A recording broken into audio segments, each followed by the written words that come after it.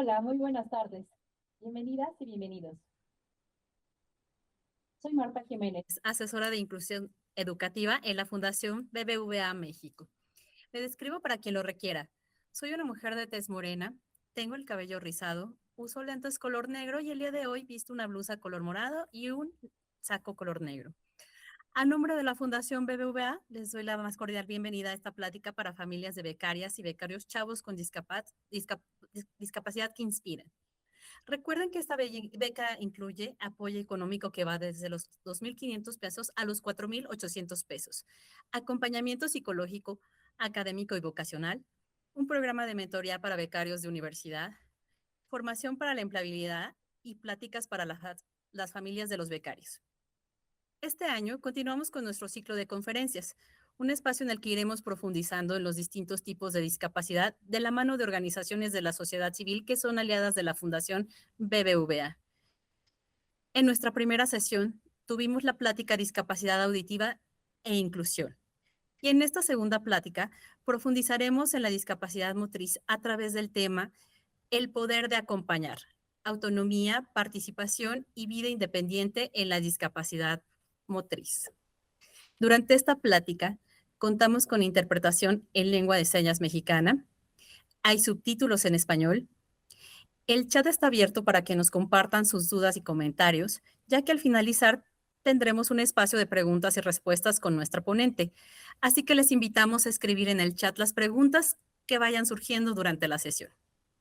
Durante esta plática también les compartiremos el enlace al formulario de asistencia. Les pedimos estar muy atentos para que lo respondan, ya que es necesario para registrar su participación en esta plática. Antes de continuar, queremos contarles cuáles fueron los principales hallazgos del formulario que enviamos previo a esta plática. Recibimos las respuestas de mamás, papás, hermanas, hermanos, así como de las y los becarios. Gracias a su participación, pudimos conocer mejor sus experiencias, inquietudes y los temas que más les interesa abordar. Les compartiré algunos datos. 60% de las familias y redes de apoyo señalaron que uno de los principales retos es que su hijo, hija o familiar pueda realizar actividades de manera independiente. Por su parte, las y los becarios también señalaron sus principales metas. Entre las principales se encuentran ser más independientes, construir su proyecto de vida y alcanzar sus metas. También continuar con sus estudios. Les damos muchas gracias por su respuesta. Ahora les voy a presentar a la psicóloga Mónica Aide Neira Anaya, quien nos acompañará el día de hoy para impartir y moderar esta plática. Mónica es licenciada en Psicología por la Universidad del Valle de México y en Educación Preescolar. Cuenta con 2 maestrías, una en Educación por el Instituto Anglo-Español y otra en Neurociencia Cognitiva y de la Conducta Humana por el Instituto de Estudios Superiores en Neurociencias, Psicoanálisis y Salud Mental. Además, cuenta con una especialidad en psicoterapia psicoanalítica y diversa formación en neuropsicología, atención temprana y salud mental infantil y adolescente. Actualmente se desempeña como coordinadora del área de psicología familiar en el Centro de Rehabilitación y Servicios de Salud de APAC y AP, Asociación Pro Personas con Parálisis Cerebral, donde lidera acciones de atención psicológica e intervención familiar orientadas a mejorar la calidad de vida de las personas con discapacidad y sus familias. Bienvenida, Mónica. Ahora te cedo la palabra. Hola, ¿qué tal? Mucho gusto. Buen día, soy Mónica Neira, coordinadora del área de psicología familiar de APAC. Hoy visto una blusa negra con azul y un poco de gris, tengo el cabello largo y negro y estoy muy contenta de estar aquí con ustedes el día de hoy. Agradezco la invitación y a todos los organizadores. Bueno, el tema que daré el día de hoy se titula El poder de acompañar, autonomía, participación y vida independiente en la discapacidad motriz. El tema principal yo tenía como el de capacitación especializada para las familias de estudiantes con discapacidad motriz. Les comparto que cuando yo tuve eso, se inició una propuesta de temario que iba enfocado a la discapacidad motriz, características, cuidados, o sea, realmente todo lo que es la discapacidad motriz. De alguna manera, APAC es especialista en parálisis cerebral y otras discapacidades que, bueno, que tengan comprometido la parte motriz. y otras afines. Entonces, bueno, sin embargo, a lo largo de la semana, los organizadores me hicieron llegar, me compartieron los resultados justo de esas encuestas que les realizaron a ustedes, a las familias, y también a los becarios. Y para serles honesta, cuando leí tanto las preguntas como las respuestas, definitivamente cambió el planteamiento del webinar.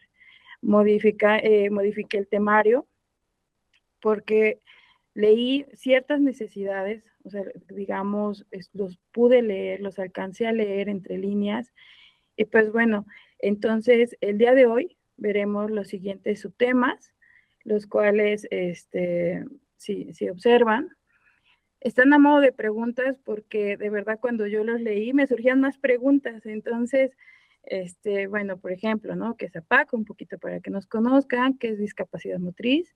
Hablemos de habilidades socioemocionales, cómo fomentar a las personas con discapacidad, justo la autonomía y la vida independiente. La sobreprotección puede ser una barrera. Siguiente, el bullying, la discriminación y la exclusión social, ¿se afronta o se combate? Conozco mis derechos y bueno, realmente están a modo de pregunta porque creo que sí nos tenemos que cuestionar estos temas, estos subtemas. Entonces, bueno, por lo tanto, este webinar más que una capacitación será una charla donde estaré dando de verdad respuesta a las inquietudes desde el lado que me toca en cuestión de que diariamente escucho a familias justo desde que tienen uno o más hijos con discapacidad motriz y también familias, y no solamente como los cuidadores primarios, ¿no? Que te dicen, nada más la mamá. No, o sea, es los hermanos, los abuelos, inclusive muchos de ellos, hasta, o sea, no solamente los becarios, ¿no? Sino también la comunidad como tal, vecinos, etcétera. Entonces, el objetivo será orientar a las familias y hacer con ustedes un equipo a modo de colectivo, como una propuesta de fortalecimiento de sus redes de apoyo para los becarios y sus familias. Entonces, pues bueno, iniciamos. ¿Qué es APAC? Como les decía, vengo de ahí, que significa, es una asociación pro personas con parálisis cerebral. APAC es una organización dedicada a mejorar la calidad de vida de las personas con parálisis cerebral. Y les decía, otros trastornos de neurodesarrollo y las de sus familias, a través de un enfoque integral y biopsicosocial. Atendemos diariamente a 500 personas con PCE o alguna discapacidad afín. Atendemos diariamente a bebés, niñas, niños, adolescentes y adultos. Esto es que atendemos a las personas todo el ciclo de vida de ellas desde los grandes ejes de intervención. Por un lado, estos ejes son lo que es el Centro de Salud de Rehabilitación, o sea, todos los rehabilitación y servicios de salud, y ahí está justo el área donde pertenezco, y por el otro lado, el Centro de Educación Integral. Les decía, también ahí compartimos instalación con un CAM, el CAM 45, pero también tenemos desde que es los servicios de atención temprana de 0 a 6 años, que como todos los grados escolares, preescolar, primaria, secundaria, prepa, universidad, y bueno, y también esta parte de acompañamiento a los adultos para habilidades de empleo e inclusión. Entonces, bueno, la atención que brindamos son fácil 115 o más servicios de manera integral, pero también individualizada, y esto es posible gracias a los diversos donantes, alianzas y colaboradores. Algunos de ellos, por ejemplo, es, no sé, Fundación Clínica Médica Sur, la Clínica Mexicana de Autismo, Keeping Children Safe, que por cierto también tuve una participación en un seminario, la Red Nacional de Refugios y Mujeres, bueno, entre otros. Y también, gracias a muchos colaboradores como practicantes, servicio social, voluntariados, entre otros. Ahora bien, ya entrando en materia, sé que saben qué es discapacidad. Sin embargo, les pongo la definición no a modo de concepto, sino que me gustaría que la leyéramos a conciencia de cómo la define la OMS, porque de ahí es un punto de partida a la sesión del día de hoy, que en algún otro momento a lo largo de sesión la voy a retomar. La OMS define a la discapacidad como cualquier restricción o impedimento de la capacidad de realizar una actividad en la forma o dentro del margen que se considera normal para el ser humano. Subrayo ahí lo que es restricción o impedimento. Continuamos.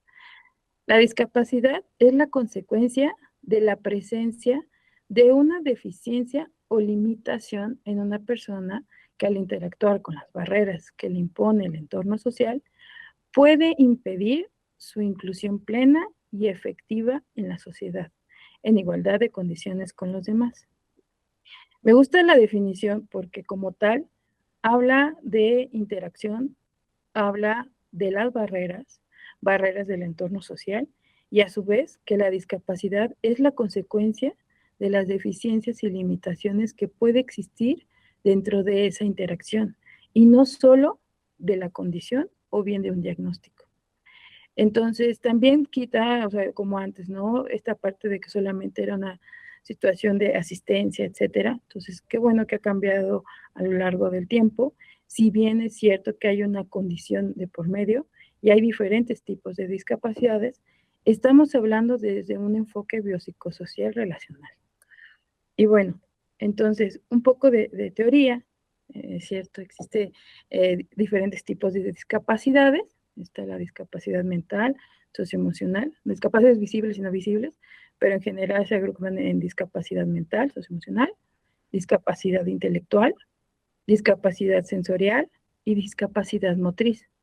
Esta última, la que hoy nos trae aquí, la discapacidad motriz es una alteración del aparato motor que dificulta o imposibilita la movilidad funcional de alguna de las partes del cuerpo y del desarrollo de capacidad que intervienen en el desarrollo de las actividades cotidianas. Realmente, por ejemplo, cuando empecé a estructurarlo, iba a hablar, les comentaba, ¿no? ¿Qué tipo de discapacidad motriz? Dependiendo dónde es la lesión, o bien dependiendo, es como su nombre, ¿no? Si es mi pareja, si es esto, pero realmente les decía, cuando leí las encuestas dije, no, esto no. Entonces, la verdad aquí me voy a enfocar un poquito que uno de los primeros datos que me pareció interesantes es que de acuerdo con el censo de la población INEGI del 2020, en México de 6.18 millones de personas, equivalente a 4.9 de la población, viven con alguna de las discapacidades mencionadas. Entre los tipos de discapacidad con más frecuencia se encuentran aquellas relacionadas con movilidad. Entonces, discapacidad motriz es la discapacidad con mayor prevalencia. Pero, ¿saben? Si bien el tema es de discapacidad, me asombró, les vuelvo a decir las respuestas. Ajá. Porque también no tenían ustedes, ni los becarios ni la familia, inquietudes sobre qué es la discapacidad motriz. Sino mejor que ustedes, o sea, porque sé que ustedes saben mejor qué y qué conlleva la discapacidad motriz. Entonces no habrá mejor definición que la que ustedes nos pueden dar. Sin embargo, lo que conlleva diariamente vivir con ella, también ustedes de alguna manera lo saben. O sea, ¿por qué? Porque ustedes son los que salen a trabajar o se van a las escuelas o llevan a sus familiares a diferentes espacios. Entonces, ustedes son los que diariamente se enfrentan a estos retos. Entonces, si bien no es justificación, estaré hablando de estos temas y no desde la parte médico-clínico o bien rehabilitatorio, sino más bien lo que lleva el aspecto personal, familiar y social en general. Entonces, bueno, ya un poquito de ello, quiero mencionar, este es el dato, ¿no? Bueno, ese es el dato que encontré que me pareció interesante. Les comento, las fotos que se agregaron a la diapositiva son de algunos beneficiarios que están, nosotros les llamamos beneficiarios, ya sea a los pacientes o a los estudiantes, los que reciben igual beca, ahí en APAC. Entonces ellos, por ejemplo, tienen danza y de alguna manera también es algo que en las familias es de cómo va a ser danza y por qué no, ¿no? Entonces, también muchas veces las familias no alcanzan a dimensionar lo que se puede hacer. Entonces, de ahí no hay límites. Entonces, bueno, las fotos que ustedes verán, tenemos, la verdad, las familias han sido muy lindas, nos compartieron, y también pues ustedes las pueden encontrar en nuestra página, y pues si tienen también alguna duda, pues al final. Entonces, bueno, volviendo un poquito a ello, ah, cuando leí, ¿qué leí? Que tenían dudas de cómo ser más independientes o cómo hacer a sus hijos más independientes, cómo participar en actividades escolares y educativas, cómo mantener su bienestar emocional, cómo trabajar con su autoestima, cómo relacionarse con otras personas y participar en actividades sociales, cómo recibir el apoyo adecuado sin generar dependencia o sobreprotección, entre otras. Entonces, ahorita que veo, o sea, el título, el poder acompañar autonomía, o sea, el título me quedó como anillo al dedo, porque realmente es donde nos vamos a centrar. Entonces, les comparto un poquito. El área de psicología familiar ahí en APAC nos encargamos de trabajar con los becarios, pero también con las familias. Entonces, nosotros lo que hicimos fue un programa justo con estas mismas inquietudes. Recordé que tenemos uno de los programas que ahí manejamos, donde trabajamos, es un programa psicoeducativo para el desarrollo de competencias socioemocionales y habilidades para la vida diaria, donde principalmente trabajamos con habilidades para la vida. Les comparto que habilidades para la vida es un enfoque educativo centrado en la formación en 10 destrezas útiles para afrontar las exigencias y desafíos de la vida diaria. Así lo define la OMS. Pero también la colaboración que tiene UNICEF con CEP. Entonces, estas habilidades para la vida son competencias de naturaleza psicosocial que pueden aplicarse en diversas áreas. Entonces, por ejemplo, estilos de vida personales, relaciones sociales y acciones para transformar el entorno. Este enfoque persigue mejorar la capacidad para vivir una vida más sana y feliz, intervenir sobre los determinantes de la salud y el bienestar y participar de manera activa en la construcción de sociedades más justas, solidarias y equitativas. Este enfoque de habilidades para la vida realiza sus aportaciones en ámbitos como promoción de la salud, inclusión social, promoción de la convivencia, fomento de la resiliencia, prevención de riesgos psicosociales, calidad de la educación, también calidad de vida, desarrollo humano, entre otros. Entonces, este enfoque obtiene resultados positivos, o sea, obviamente hay estudios, está documentado en áreas específicas. Incluye, ahorita se los voy a mencionar, porque de alguna manera también son situaciones sociales en las que se están enfrentando nuestros jóvenes, inclusive diría nuestros adolescentes, como prevención del abuso de sustancias, educación afectivo-sexual, prevención de enfermedades de transmisión sexual, educación en competencias ciudadanas, igualdad de género, inclusión social, etcétera. O sea, maneja varias. Entonces, pero también inclusive cómo erradicar la violencia, prevención de violencia, etcétera. Lo anterior lo integramos entonces, todo esto de habilidades para la vida, lo integramos a nuestro programa psicoeducativo, donde nosotros lo llevamos sesiones semanales a los becarios, pero también no solamente lo llevamos a los becarios, sino además trabajamos con las maestras y con las familias. Y de verdad que ha sido muy provechoso, porque ha sido como una línea para justo cómo lograr la vida independiente, cómo trabajar desde su persona esta parte de identidad, su sentir, su regulación emocional. Y entonces por eso ahí pongo estas tres, esas 10 las se agrupan en esas tres, que son habilidades cognitivas, habilidades emocionales y habilidades sociales e interpersonales.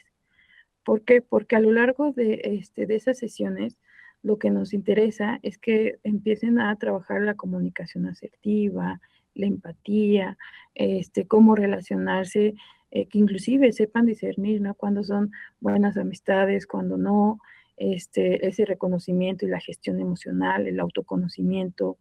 Entonces, para eso, no sé, bueno, yo me imagino que muchos lo conocen, pero para quienes no, se los presento de verdad. Igual en muchos de sus espacios, o sea, sé que también hay como docentes, los trabajan, pero pues bueno, no está de más que puedan hacerlo porque, o sea, le echen una revisada, porque afortunadamente también le digo, son materiales que están en línea. Y aquí en México esta iniciativa es una iniciativa entre la SEP y la UNICEF. Entonces, justo por eso subieron como manuales, y así se llaman, manuales de habilidades para la vida. Entonces, ustedes los pueden integrar tanto en su vida diaria, así en sus casas, en sus hogares, como también ustedes mismos, o sea, de que puedan echar una revisada, o bien si son docentes o tienen algún grupo, también pueden empezarlos a integrar. Son una herramienta de acompañamiento como tal para nuestros niñas, adolescentes y jóvenes con y sin discapacidad, para que desarrollen habilidades, como les decía, socioemocionales. Y bueno, esto también lleva a otros, ¿no? De integración y de inclusión.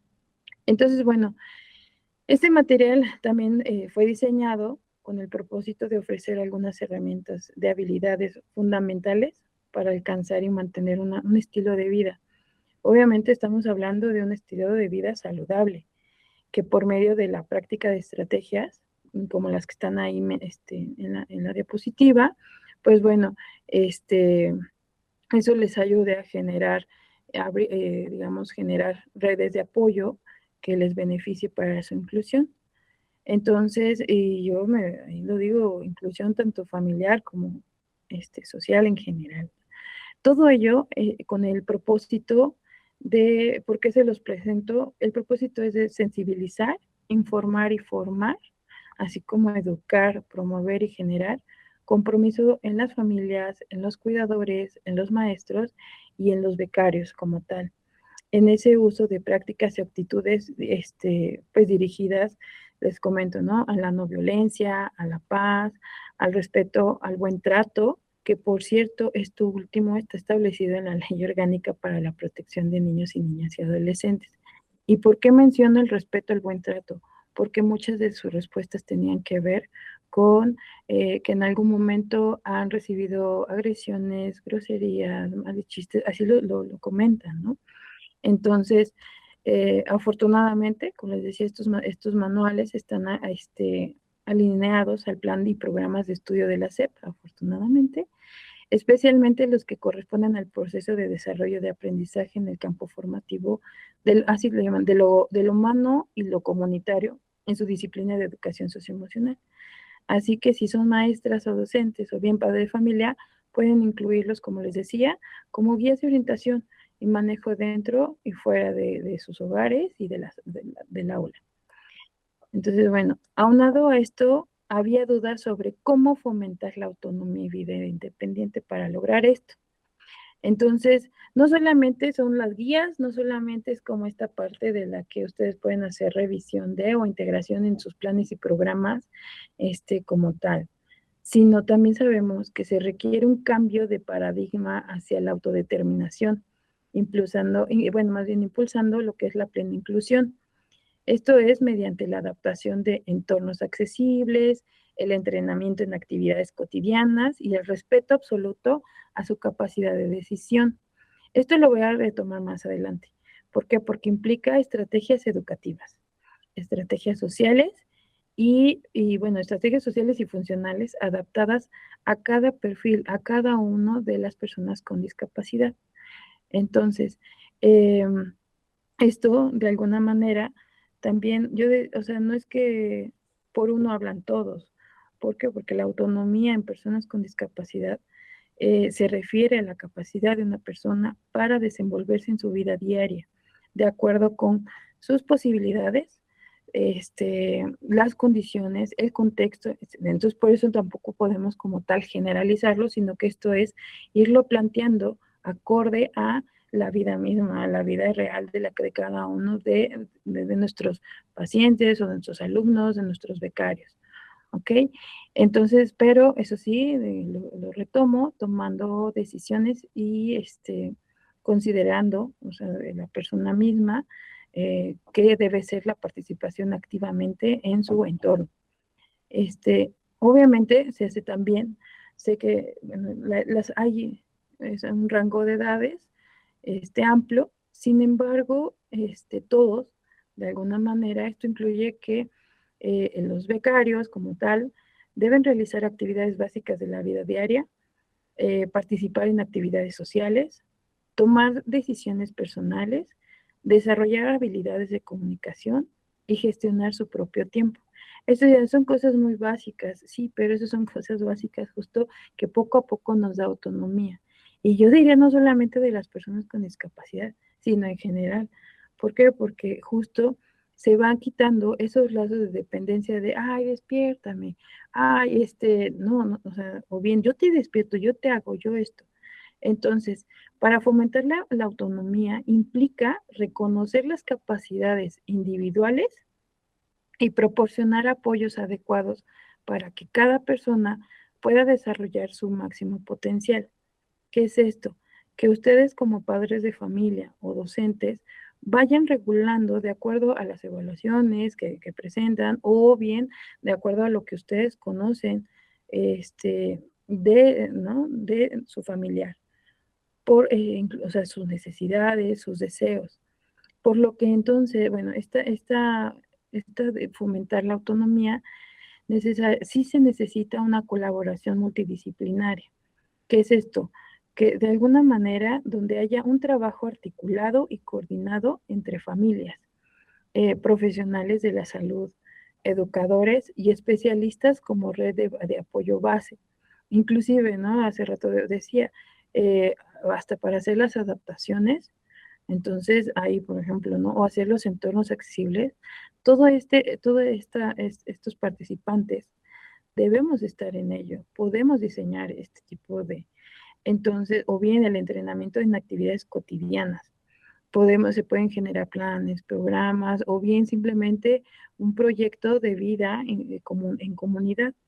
Entonces, estoy hablando de planes, ¿por qué? Porque la planificación solo de un proyecto de vida en general, no solamente es de una persona, sino de la comunidad, sino implica esto una planificación de acciones, de decisiones, pero desde el individuo, en este caso los becarios, como centro de la misma, tanto para su vida actual como futura, porque muchas veces, es cierto, se toman decisiones, se toman acciones sin considerar a la persona con discapacidad.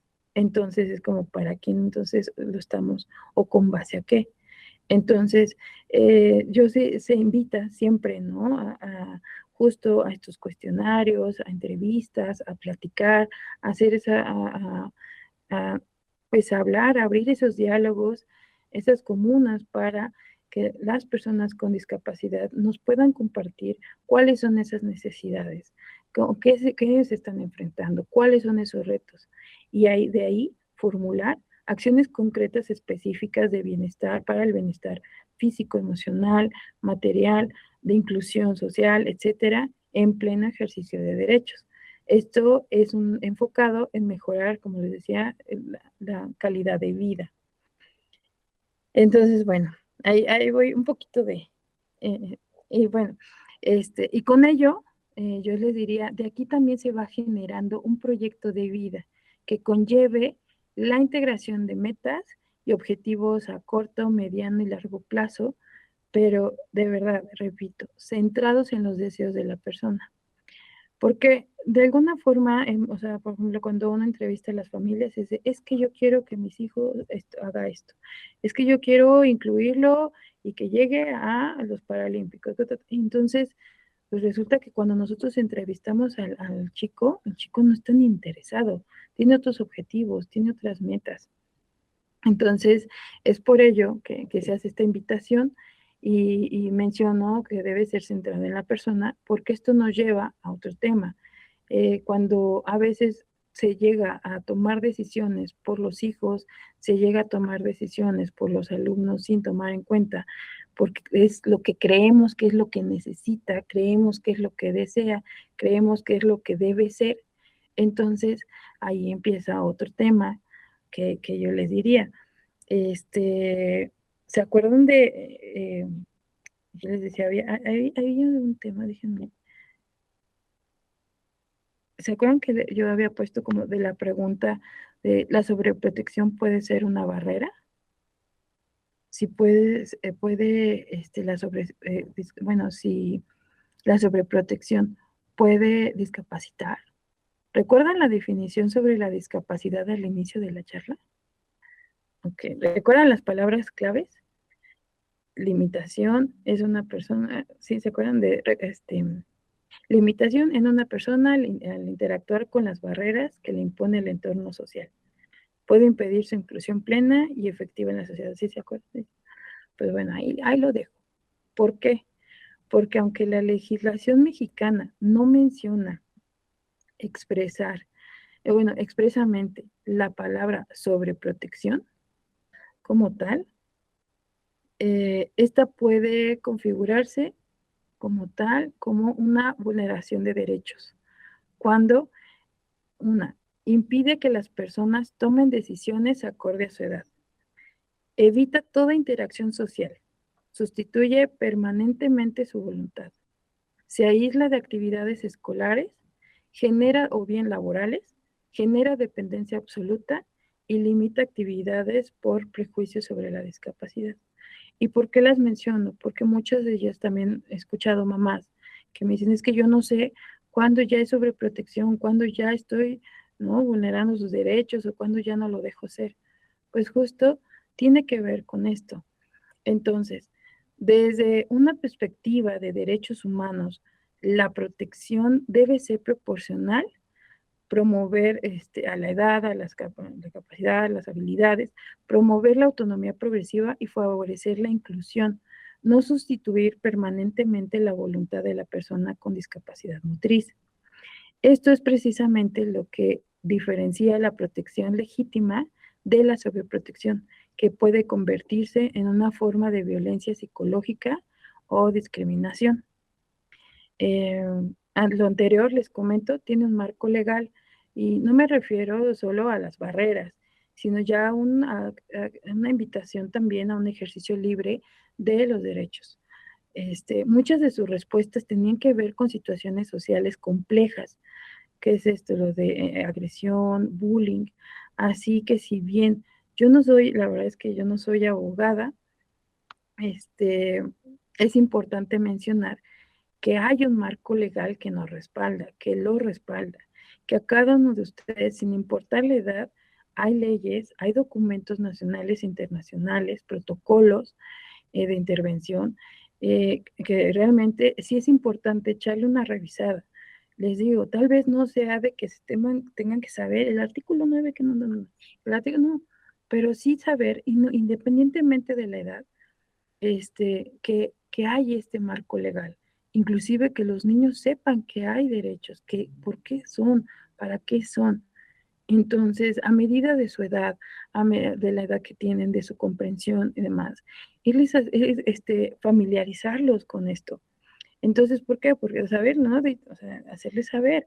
Hay una Constitución Política de México, está la Ley General para la Inclusión de las Personas con Discapacidad, está la Ley Federal para prevenir y eliminar la discriminación, está la Convención de los Derechos de las Personas con Discapacidad, no sé, hay otras, ¿no? Como la Ley General del Acceso de las Mujeres a una Vida Libre de Violencia, la Ley General de los Derechos de Niñas, Niños y Adolescentes, que por cierto está operada mediante SPINA, el Sistema Nacional de Protección Integral para Niños, Niñas y Adolescentes, etcétera. O sea, hay muchísimos, realmente, afortunadamente, pues hay estos mecanismos, ¿no? Entonces, aquí también viene esta pregunta.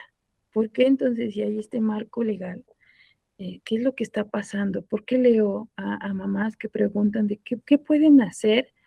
Porque a sus hijos los pegan, los agarran ¿cómo se llama?, para burlarse, o bien las personas es de que viví toda mi vida siendo bulleado, ¿no? Entonces aquí yo pongo a modo de pregunta, porque me surge, es de cómo afrontar situaciones sociales como el bullying, discriminación y exclusión social, entre otras, las personas con discapacidad y sus familias. Porque, o sea, junté varias y me sale este tema, ¿cómo afrontar? Entonces, de alguna manera yo decía, a ver, ¿es afrontar o combatir? Entonces también no es que me haya ido a la raíz epistemológica, pero sí un poco. Y les voy a decir, porque voy a leer un poquito de estas dos definiciones, porque les digo, no es definiciones, es el que entendamos como hacia dónde, o sea, para mí era como quedar claro que no, a quién le toca qué, o qué nos toca en general. Porque les comento, no es una persona, eran varias, ¿no? Entonces, a ver, por un lado, encuentro que afrontar tiene un nivel individual y directo. Significa aceptar la realidad de la situación para darle una respuesta inmediata y asertiva. Pero les comento, implica que la víctima o los testigos no ignoren el problema, hablen de ello y busquen apoyo emocional o institucional. O sea, esto es directamente la persona. En muchos de ellos, ok, la persona y la familia. Pero viene aquí el de combatir. Combatir tiene que ver ya un nivel más colectivo e institucional. Significa erradicar las causas de raíz mediante acciones firmes, leyes, sanciones y programas educativos. Es la lucha activa de la sociedad y las instituciones para que estos comportamientos dejen de existir. Entonces, todo esto que está pasando, o sea, yo mencioné uno simplemente de situaciones sociales que nos externaron, pero sé que hay más. Entonces, se afronta, se combate, o ambas, pues es ambas, ¿no? Entonces, tenemos que afrontar, sí, o sea, les decía, este aspecto de personal, de responsabilizar, de conocer cuáles son mis derechos, qué es lo que tengo que hacer, a qué instituciones, cómo también notifico, aviso, denuncio, etcétera, como también a nivel colectivo, si apoyamos y erradicamos, por ejemplo, en este caso, no erradicamos la violencia, porque inclusive cuando vi lo del bullying, yo leí las respuestas y las preguntas a modo de que como si ya usted, o algunos de ustedes normalizaran la violencia. Digo, bueno, digo, es que el bullying no puede ser normalizado, o sea, es un nombre como de acoso escolar, no podemos normalizarlo. No podemos decir, oiga, ¿cómo le hago para que, porque sí había preguntas así, que, ¿cómo le hago para que mi hijo no le afecte tanto que se burlen de él?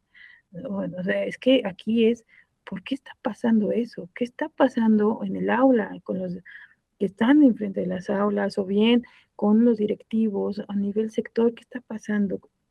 Y yo decía, si hay un marco legal, ¿qué pasa? Hay un autor, justo, me compartieron el libro de este autor, se llama Cerda García. Entonces, él de alguna manera también hace este tipo de cuestionamientos donde sí cabe la pregunta, ¿no? Respecto a si las colectividades o los individuos reconocidos como personas con discapacidad consideran que sus derechos están siendo puestos en práctica o garantizados por las instancias estatales o aquí en México, si también, ¿no? Son suficientes las leyes que hay, si los actores sociales, colectivos o individuales, este, están haciendo, ¿no? O sea, con qué causas, si han perseguido la garantía de esos derechos, el respeto de sus derechos, etcétera. Entonces, de alguna manera, y también yo digo, bueno, estamos hablando de derechos, pero ustedes saben sus derechos, o sea, como tal, como personas con discapacidad, saben también, inclusive, ¿no? Estas políticas que hay dentro de los espacios laborales, dentro de las escuelas, porque es importante de alguna manera para que también tanto ustedes puedan ejercerlos como también los que estamos alrededor también lo hagamos por nosotros y por ustedes.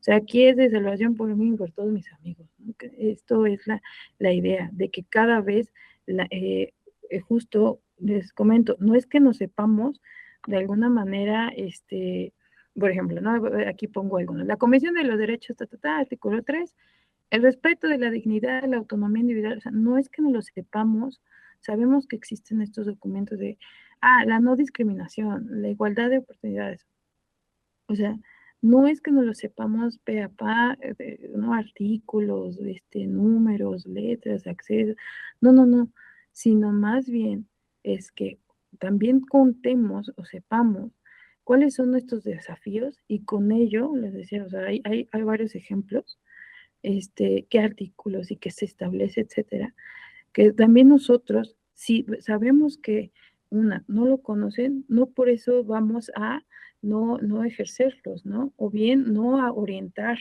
oye, es que a ti te corresponde esto. Yo cuando leo, cuando los leo, dije, no, es que ustedes no tendrían por qué pasar por ello, es que ustedes no tienen por qué vivir con ello, ¿no? O sea, en cuestión de con violencias, con abusos, eso no podría, no debería ser. Entonces también yo, o sea, yo sé que dicen, oiga, pero es que nosotros ya el buzón en la escuela, ya le avisamos a la maestra, de ahí a la dirección, el buzón, ok. Pero, ¿y si no hay respuesta? Porque también pareciera que muchas veces uno normaliza porque no encontramos las respuestas. Entonces, o bien no hay soluciones. Sin embargo, también es importante conocer que hay instancias que de alguna manera pueden también hacer ese respaldo.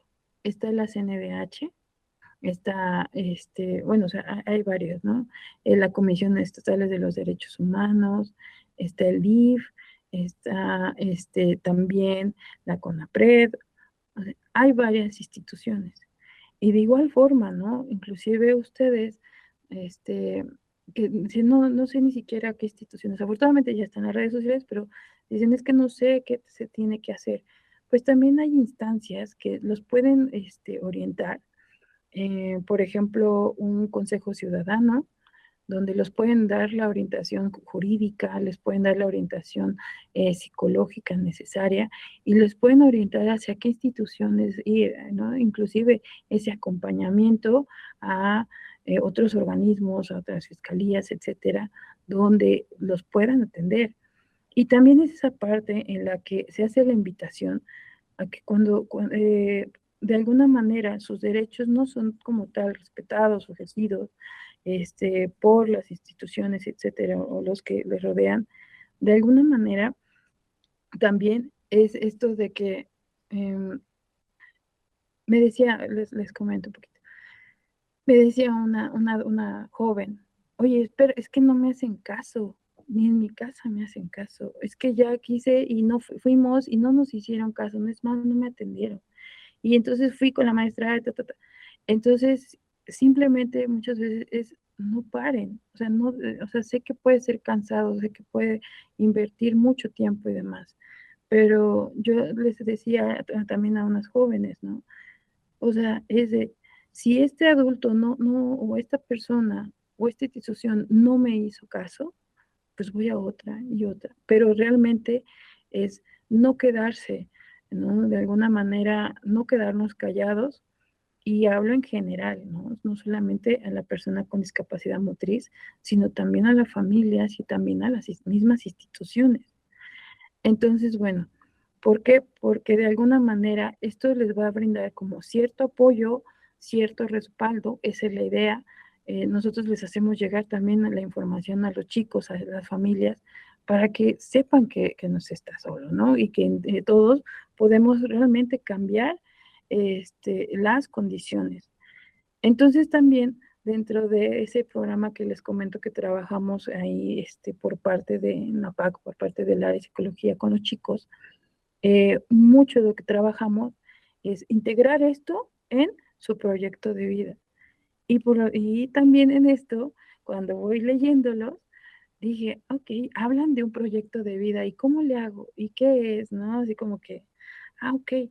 Entonces justo también eso es que los becarios, la invitación a sentarse, reflexionar e inclusive hablar ya con la familia, si es esto, ¿no? ¿Tienen un proyecto de vida? ¿Cuál es? ¿Qué plan tienen? ¿Qué rutas de acción van a tomar?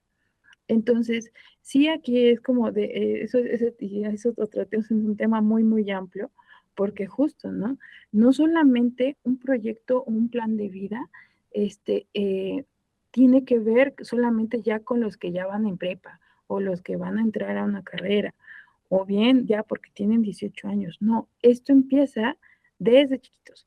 O sea, desde que, yo diría, desde que están, ya eh, en esta parte, ¿cómo le llaman? Inicial.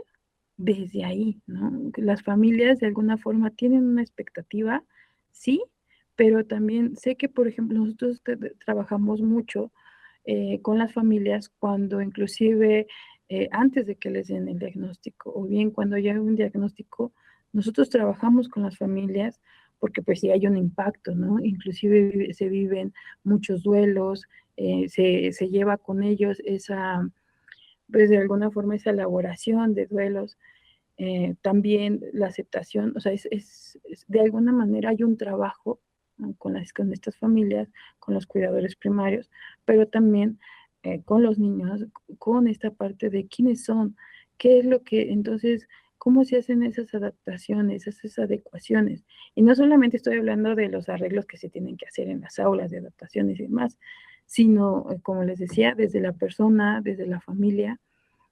¿Por qué? Porque de esto va a cambiar y va a hacer mucha diferencia en la calidad de vida de la persona con discapacidad.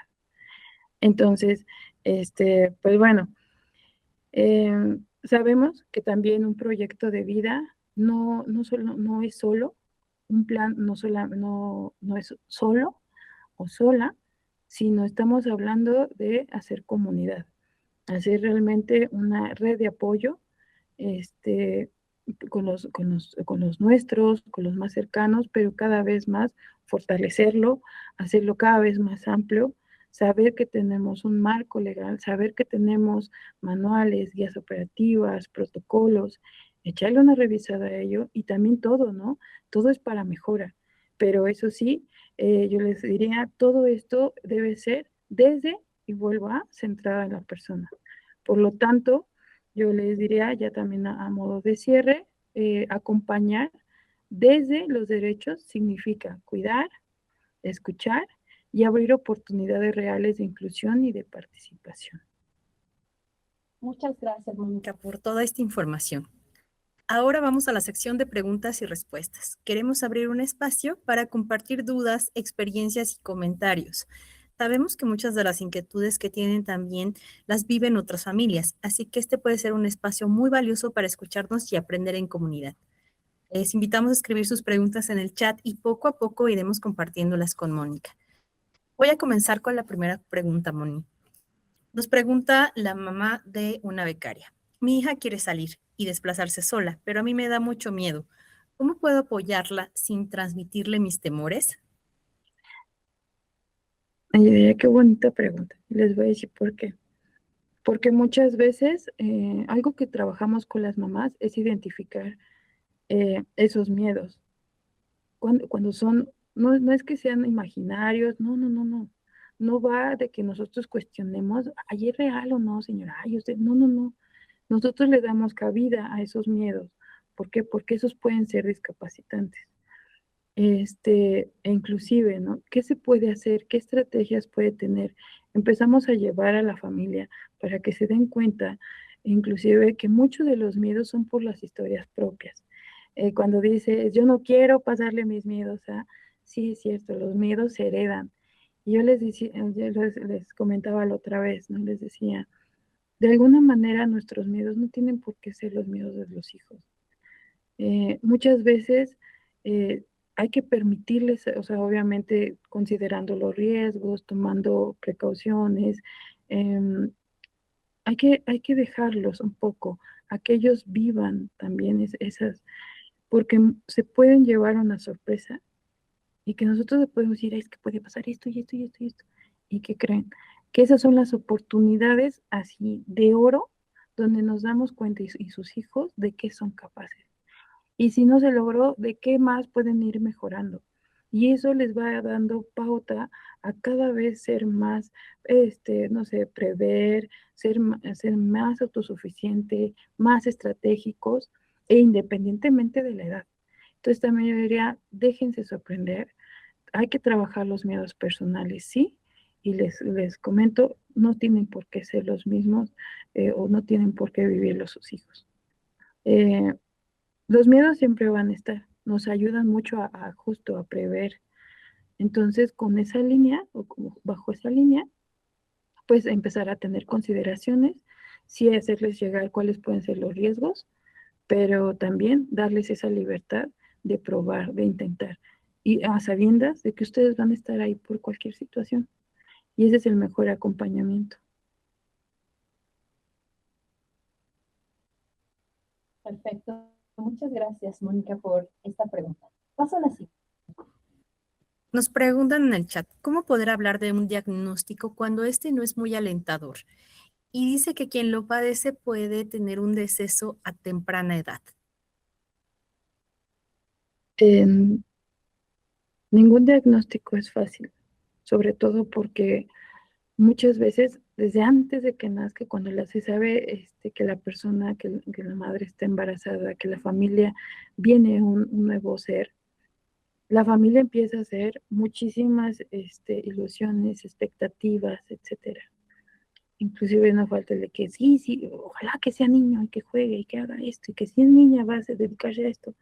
Hay mucha expectativa por parte de la familia y de los que estén alrededor sobre esa persona. Entonces, cuando hay un diagnóstico y va, digamos, siempre hay un estado de shock. La otra vez estaba escuchando justo una de las conferencias que están ahí en la misma liga, y me dio mucho gusto escuchar a la doctora que de alguna manera les hablaba sobre las etapas del duelo. Yo les decía, sí, se tiene que acompañar a la familia, no es un sendero fácil, se tiene que acompañar a la familia porque es un sendero de empezar a buscar especialistas, empezar a buscar escuelas, qué se debe hacer, qué no se debe hacer, con qué se debe acompañar, pero sobre todo para que esto no lo vivan solos, porque sí va a ser un impacto emocional definitivamente, y entonces eso se tiene que trabajar. Cuando inclusive saben que puede, no sé, em, tiene sobre un deceso, pues de igual forma, muchas veces se tiene que trabajar con cuidados paliativos, donde debe estar la parte médica por una parte, pero también la parte psicológica y la parte tanatológica. Entonces, no duden en buscar ese tipo de ayudas que les pueda ayudar a justo a caminar con sus hijos estos diagnósticos, estas situaciones. Y yo les diría que más que un diagnóstico nunca va a dejar de ser Juanito, Rosita, Pepe, etcétera. Entonces, también permítanse, ¿no?, vivir eso, pero no solos, acompañados. Muchas gracias, Mónica, por Compartir esta pregunta. Voy a la siguiente. Por aquí nos comentan, vivir la discapacidad de mi hijo es realmente difícil. Él tiene discapacidad motriz e intelectual y puedo sentir su enojo, frustración y cansancio. Aunque él está consciente de su discapacidad, es difícil para él y para nosotros como padres. A veces sentimos que no lo entendemos. ¿Qué nos puedes decir o recomendar? Sí, o sea, para todos es difícil, sí, y sobre todo por lo que les comentaba al principio, ¿no? Porque además las barreras sociales, las barreras arquitectónicas, o sea, las barreras hacen todavía más complejos los días. Entonces, es cansado, sí, es algo que emocionalmente se tiene que trabajar totalmente. Como les repito, no tienen por qué atravesarlo solos. ¿Qué es esto? Nosotros, por ejemplo, trabajamos con las familias y con los beneficiarios esta parte de cómo cambia sus vidas, qué nuevas adaptaciones, adecuaciones tienen que hacer, inclusive cómo lo van viviendo como familia y de manera personal. Pero además, yo les diría, tienen que de alguna manera en familia resignificar, de algún modo, buscar el sentido, no solamente el sentido de vida, ¿no? De qué sentido puede tener, así, ok, sino más bien que esta parte de con la discapacidad, ¿qué, qué posibilidades hay? O sea, yo les diría de como tal, o sea, de alguna manera es de, ok, a lo mejor, les decía, ¿no? Ok, las olimpiadas, los maratones, pues simplemente es cómo se pueden empezar a buscar las adaptaciones, las adecuaciones. Pero eso no quiere decir esta parte desesperada de que no, ya no se va a poder o ya no se va a hacer. Entonces, eso también sé que es con tiempo, sé que es con trabajar sus propias historias, pero sí se logra, y de verdad que las personas de éxito muchas veces es porque las barreras que se encontraron, de alguna forma, ya sea solos o acompañados, resignificaron eso y tuvieron esas metas así en su plan de vida, llevaron a cabo su plan de acción y lo lograron. De verdad, las historias de éxito que conocemos de grandes empresarios o bien de figuras que conocemos públicas, muchas veces radican o surgen de estas dificultades que se presentan. Perfecto, Mónica, muchas Gracias. Compartimos la siguiente pregunta. ¿Por qué aún existe el rezago académico para las personas con discapacidad? Buena pregunta, porque no debería pasar, pero sí pasa. O sea, también he estado trabajando en escuelas, por lo regular son escuelas particulares en las que he trabajado, y de alguna manera, yo diría público-privado, el sector educativo se enfrenta también a muchos retos. Es esto. eh, no es solamente de los maestros, es que los maestros no saben hacer adecuación, no solamente es eso, sino sí tiene que ver con un sistema de que, por ejemplo, sí se necesita que estén capacitados, sin embargo, muchas veces los tiempos de capacitación no pueden ser dentro del horario laboral o bien son muy costosas. Entonces, desde ahí se enfrentan a retos. Otra es de que cuando quieren hacer las adecuaciones, no se encuentran con los recursos o los materiales necesarios. La otra es porque no hay una coordinación entre, y por eso lo mencionaba, un trabajo en equipo entre los padres de familia y la parte del área escolar, ¿no? Y no nada más el maestro, sino directivos y todo lo que lleva el sistema escolar. Entonces, muchas veces también sí tiene que ver con el desconocimiento de que el diagnóstico no es determinante, sin embargo, sí es importante porque con base a ello, a conocer a nuestros alumnos, al conocer nuestros hijos, sabemos cuáles van a ser sus necesidades y con base a ello se buscan, por ejemplo, si necesita qué es lo que ¿no? Si necesita aprender el sistema braille, si necesita lengua, saber sobre la lengua de señas mexicana, si requiere algunos materiales, alguna indumentaria, qué modificaciones pueden hacer. Entonces, sí hay un rezago educativo, sí, pero muchas veces que va más allá de la escuela o de la familia, sino es porque pues, es diversos factores. Ahora bien, también mucho de ello, diría, porque yo les hablaba de habilidades para la vida, pero también es que se pone en orden de prioridades. Es habilidades para la vida diaria, o sea, no sé, como empatía, comunicación asertiva, gestión emocional, o que mi hijo tenga el cuaderno y el libro completo con los contenidos que aunque no los entienda, no importa, ya los hizo. ¿Cómo? Ya pasó de año, aunque no haya aprendido nada. Entonces, de verdad no aprendió nada. ¿Qué fue realmente? Si fueron algunas habilidades a lo mejor blandas o si tenía que ver con un contenido académico en específico. Entonces, por eso es que muchas veces se les invita a que eh, se sienten los padres de familia en la escuela y de verdad prioricen qué es lo que quieren desarrollar, qué habilidades quieren desarrollar y cómo lo van a hacer. Ajá. Eso es importante porque así los objetivos pues van en una misma línea y es justo la red de apoyo la que puede ayudar a que ese desfase, inclusive si se necesita regularización, etcétera, se pueda llevar a cabo. O bien, si se requiere alguna derivación, a qué instituciones pueden ir, o bien, ¿no? Si requieren algún otro apoyo como maestras sombras o algún auxiliar, etcétera. Pero también es cierto, había aquí un tema donde yo les decía, hay barreras en que me tocó o me ha tocado conocer a mamás que no pueden incluir en las aulas a las maestras que requieren, pues, maestras sombras con chicos con TEA, con PC. ¿Por qué? Porque tienen que hacer toda una gestión de documentos, de esto, del otro, o sea, una situación ahí de... Entonces también creo que está en todos revisar cómo son las políticas, ¿no?, educativas, cuáles son las que se pueden mejorar, pero eso sí, en colectivo y centrado en la persona, eso que ni qué, pero no solos, y no dejar la responsabilidad solamente ni a la escuela ni a la familia. Gracias, Mónica. Excelente consejo y recomendación. Continúo con las preguntas. Nos dicen, ¿cómo podemos prepararnos para el futuro como padres y para el momento en que nosotros ya no podamos cuidar a nuestro hijo o acompañarlo de la misma manera?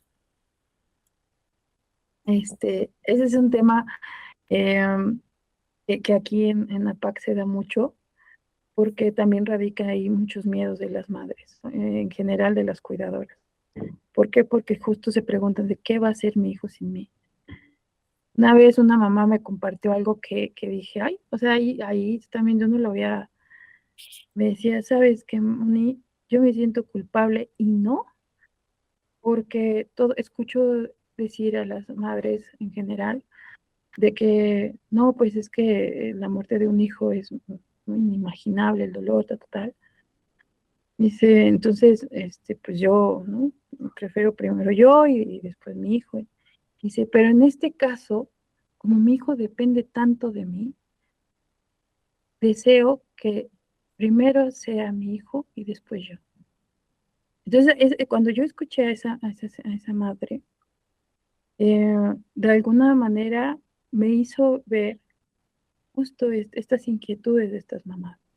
Se abrió el tema, afortunadamente hay algo que llamamos soporte a padres en otro momento, donde justo los papás hablan de estas inquietudes y decían, es que no se prepara de la noche a la mañana, cuando les decían, no nada más decir, hoy voy a, no, sino que es de una manera progresiva.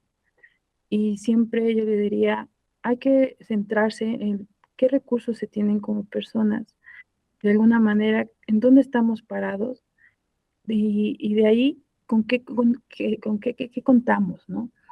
¿Para qué? Para que si nos falta, si hay que considerar, ¿no?, tener todos los papeles arreglados, tutores, ¿no?, de personas alternas que nos puedan ayudar en el cuidado y demás, empezarlo a llevar. Pero no, eso no es hasta que, no, sino es progresivo a la edad del hijo o de la hija en general. ¿Por qué? Porque de alguna manera sabemos que no, sí hay guías también, por parte del DIF, por parte de la UNICEF, hay guías que pueden acompañar a los papás, pero eso es más de voluntad y decisión también de ustedes, de que midan su fuerza y de alguna forma se acompañen también como familia para cómo organizar todo ello. Por eso, si bien es cierto que el plan de vida es personal, no hay como también que se genere un plan de acción familiar, un plan de vida familiar que contemplen todas estas situaciones. Consideren recursos, consideren si van a requerir a lo mejor acompañantes, otros cuidadores, otros tutores, inclusive, ¿no?, hasta un fideicomiso o bien alguna cuenta, etcétera. Eso siempre se maneja, un acompañamiento familiar, para que digamos, vayan acompañados con el plan de vida general de la familia y de la persona con discapacidad. Muchas gracias, Mónica. También tenemos algunos comentarios en el chat. Nos comparte uno de los becarios que al ingresar a secundaria fue víctima de bullying, le tomaron un video y su mamá pertinentemente pues tomó las medidas necesarias, habló con la policía cibernética, 4 de sus compañeros fueron suspendidos. Y aquí él aprendió que tiene derecho a su privacidad y a defender su intimidad, aunque fue muy difícil. ¿Qué nos podrías recomendar para prevenir el bullying, para que nuestros becarios, nuestras becarias, las personas con discapacidad puedan evitar o qué hacer ante este tipo de situaciones para evitar el bullying? De alguna manera, el acoso escolar sí está tipificado, o sea, de alguna es una forma de violentar, de agresión, y claro que tiene consecuencias legales. Pero más que ello, te felicito, la verdad, de que hablaste y que te acercaste a tu mamá, o bien, y justo era eso que les decía, ¿no? Aquí a los chicos los invitamos a que vayan con un adulto, no les hizo caso, vayan con otro, vayan así, de verdad. ¿Por qué? Porque de alguna manera los adultos estamos para de alguna forma protegerlos y salvaguardarlos de cualquier riesgo, de cualquier situación que los vulnere. Entonces, me da gusto que tú, o sea, hayas dicho, siendo un adolescente, de alguna forma acudiste a esos adultos y también felicito a esos adultos que actuaron responsablemente, hicieron lo que tenían que hacer. Los felicito. Y de verdad, por eso les digo, esto no se hace solos. Es que también ustedes como maestros, como padres de familia, como cuidadores, generen en sus hijos, en sus alumnos, en los becarios, canales de comunicación que les permita, conocerlos, que ellos puedan expresar de alguna forma sus miedos, si son violentados, si les dijeron algo, les hicieron algo, etcétera. Primero, o sea, es abrir esos canales de comunicación, es conocerlos y también que ellos conozcan quiénes pueden estar también para apoyarlos. Entonces, y de ahí, pues justo, ¿no? No solamente el bullying, yo le diría, el acoso escolar, no solamente es con la persona o se trabajaría de, ay, es que tienen que denunciar, no, sino más bien todo esto también les invito a que se trabaje, o porque es importante lo de las habilidades para la vida, porque se aborda desde una parte autónoma. ¿Qué es esto? Desde que ellos, esta parte de autoconocimiento, de esta individualidad, de que ellos trabajen su autoestima, que ellos conozcan sus derechos, como esta personita lo hizo tú muy bien, sabías que no estaba bien y qué bueno. Y por eso les decía, el que conozcan los derechos, el que sepan que no está bien, eso les va a dar también pauta a que ellos pongan límites. Los límites no es solamente de, ay, déjame de hacer esto, ¿no? Sino también muchas veces de que no es no. Y eso aplica para todo. ¿Qué es esto? Hace rato yo les mencionaba de una chica que decía, es que en mi casa no me escuchan, no me hacen caso. Entonces, si desde en casa no los apoyamos en nuestros hijos, en nuestros becarios, en las escuelas, no les damos esa seguridad, esos espacios seguros, de resguardo también, inclusive, de refugio, entonces o sea, no podemos solamente exigir que se apliquen los derechos, ¿no? Si nosotros desde nuestros espacios no lo hacemos. Entonces sí empieza desde uno y de verdad, pues yo digo, no está de más echarle una leída a estos documentos, ¿no? No para hacernos abogados, no, para ello no, pero sí para mí y para los demás, inclusive, ¿no? Porque eso puede salvaguardar la vida de uno o de varios. Excelente, Mónica, muchas gracias. Gracias por compartirnos esto. Continuamos con un par de preguntas más. Nos preguntan por aquí. A veces no sé si mi hijo de verdad necesita mi ayuda o si yo no lo dejo intentar las cosas porque tengo miedo. ¿Cómo puedo aprender a darle más libertad? Okay. Justo cuando hablaba de de esta parte de permitir, nosotros tenemos de fomentar la autonomía, hay algo que se llama, bueno, de fomentar la autonomía respetuosa. ¿Qué es esto? Cuando vemos a una persona con discapacidad, no está de más, que muchas personas por la empatía, por las sensibilidades de, ay, yo te ayudo, yo te cargo, yo te hago, ok, pero, ¿y le preguntaste si quería ser ayudado? ¿Y lo estás ayudando de manera correcta? Entonces, ¿qué es esto? Aquí lo que de alguna manera también yo lo aprendí ahí en APAC, nos decía un maestro, no lo ayuden, él tiene que aprender justo a jalar su propia silla, porque él va a medir, va a controlar su propio peso para, y nosotros, sí, ¿por qué? Porque lo primero que hacíamos era de ayudarlo a bajar la rampa, y decía, no, le preguntaron, entonces es cierto, nosotros mismos podemos estar discapacitando a la persona le quitamos esa experiencia, esa oportunidad de aprendizaje. Entonces, no hay como, oye, ¿necesitas mi ayuda? ¿Y en qué te puedo ayudar? Y la misma persona, cuando nos manifiesta lo que necesita, obviamente no se va a sentir ni es tan intrusivo, ni tampoco no, al contrario, o sea, yo he escuchado a los chicos y les encanta que les pregunten. ¿Por qué? Porque de alguna manera se sienten escuchados, pero también el que ellos asumen esa responsabilidad de que de alguna manera aprovechan eso, ¿para qué? Para ellos mismos darse cuenta en qué tienen que mejorar, cómo pueden también ellos exigir más o qué deben exigir, pero también de cómo les gustaría que. Entonces, se está tomando en cuenta no la discapacidad, sino las necesidades reales de la persona. Estamos hablando, como les decía, de lo que necesita Laura, de lo que necesita Lupita, Juanito, etcétera. Entonces, eso, pues es algo que ustedes ya podrían accionar en casa. A ver, hijo, aquí estoy. ¿Me necesitas? No, perfecto. Y dejarlo, ¿no? Pero usted estará ahí a un ladito.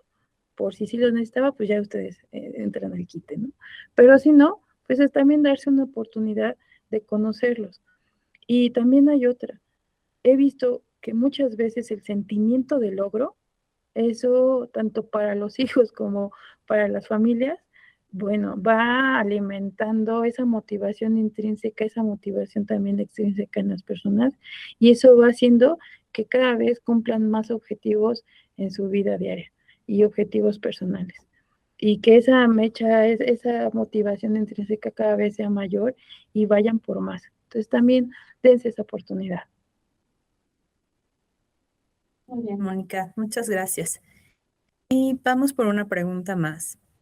Nos comentan, como persona con discapacidad me siento excluida y eso a veces me deprime mucho.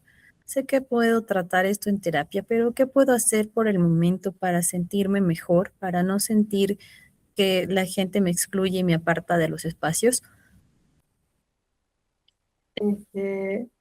Muchas gracias por compartir, porque sé que no es fácil, porque muchas, justo es esta parte, ¿no?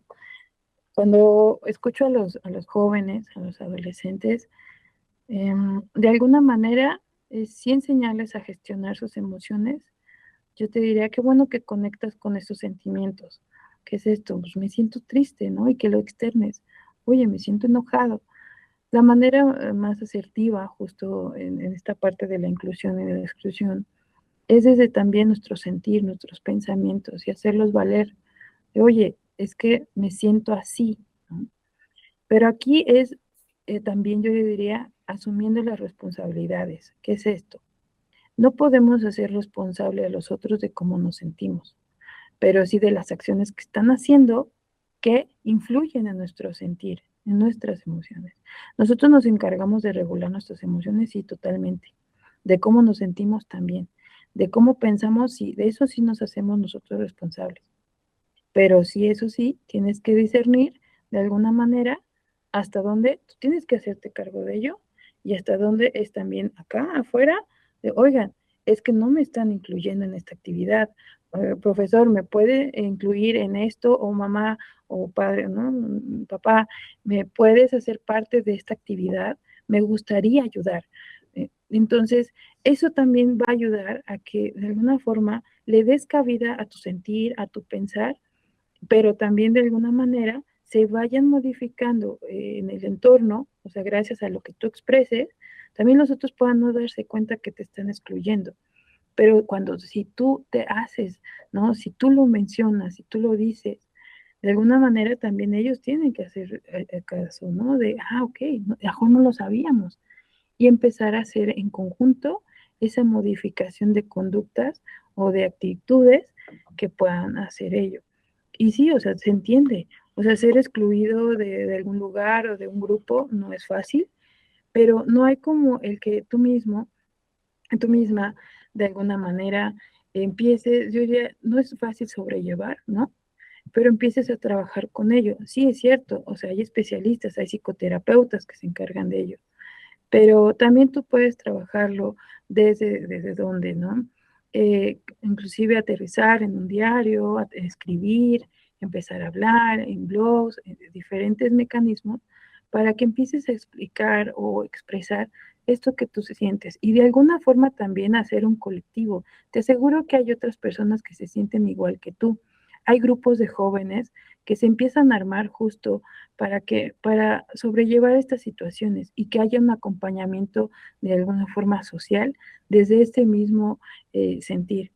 Como les decía, ¿no? Ustedes, acá nosotros trabajamos con grupos de jóvenes donde también hablan de eso, no sé, a lo mejor de la inclusión, de la exclusión, de que a lo mejor no pueden conseguir novia, de diferentes temas, ¿no? Y entonces, cuando van escuchando a los otros, se dan cuenta que a lo mejor lo que creían que solamente ellos lo sentían, se dan cuenta que a veces es el sentir también del otro y del otro. Entonces, justo así se aterriza en, ok, este es el problema, entonces, ¿cómo lo solucionamos? Y entonces así es más fácil que tú en colectivo puedas salir avante. Y siempre, te aseguro que siempre va a haber alguien que te quiera escuchar y quien te quiera incluir. Muy bien, Mónica, muchas gracias por todas las respuestas tan atinadas a las preguntas que nos hacen las personas que se conectaron a la sesión. Y te agradecemos muchísimo por esta plática que estuvo muy, muy interesante.